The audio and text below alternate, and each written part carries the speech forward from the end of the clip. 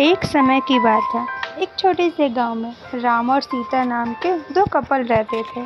उनका एक अर्जुन नाम का बेटा था जिसकी शादी रिया नाम की लड़की से हुई थी। राम और सीता कड़ी मेहनत करते थे और अपने बुढ़ापे के लिए पैसे बचा रहे थे। रिया बहुत लालची लड़की थी और हमेशा अपने लिए और चीज़ें चाहती थी। जैसे जैसे साल बीतता गया, रिया का लालच और बढ़ता गया। वह अपने पास रखा चीज़ों से कभी संतुष्ट नहीं रहती थी। वह हमेशा अपने सास ससुर से महंगे महंगे तोहफे मांगा करती थी और उनके बचाए हुए पैसों में से कुछ हिस्सा अपने लिए मांगती थी। राम और सीता बहुत ही अच्छे पेरेंट्स थे, इसलिए उसकी सारी ज़रूरतों को पूरा करते थे ताकि परिवार में शांति बनी रहे। वह अपने पति अर्जुन के ऊपर भी दबाव डालती थी कि वह अपने माँ बाप से पैसे और संपत्ति मांगे। वह बहुत ज़्यादा संपत्ति इकट्ठा करना चाहती थी बिना किसी मेहनत के। एक दिन राम और सीता ने यह फैसला लिया कि वह रिया को सबक सिखाएंगे। वह उसे बुलाते हैं और बोलते हैं कि बेटा, हमें तुमसे कुछ ज़रूरी बात करनी है।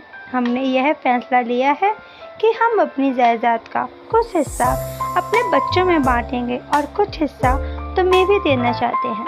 रिया खुशी से झूम उठी क्योंकि वह हमेशा से यही चाहती थी। लेकिन राम और सीता के मन में कुछ और ही चल रहा था। उन्होंने एक पत्थरों से भरा हुआ बैग उसे दिया और बोला, बेटी, यह तुम्हारे हिस्से की संपत्ति है। रिया उस बैग को देखकर गुस्सा हो गई। उसने उस पत्थर से भरे हुए बैग को ज़मीन पर फेंका और ज़ोर से चिल्लाते हुए बोली कि मेरी मजाक उड़ाने की तुम्हारी हिम्मत कैसे हुई? मुझे पैसे चाहिए, ये पत्थर नहीं।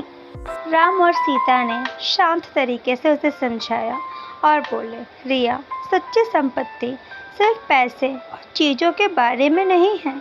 यह प्यार, दया और जो कुछ भी तुम्हारे पास है उसके लिए आभारी होने के बारे में है।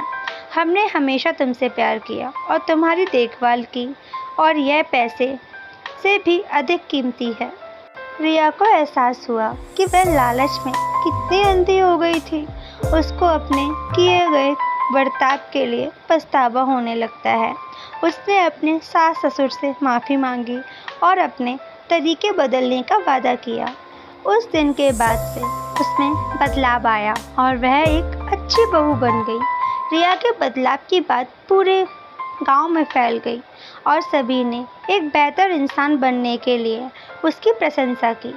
रिया अपने परिवार का ख्याल रखते हुए और उनके बीच मिले प्यार के लिए आभारी होकर हमेशा खुश रहने लगी। सच्चा धन, दया और जो हमारे पास है उसके लिए आभारी होने से आता है, ना कि हमेशा और अधिक चीज़ों की चाह रखने से।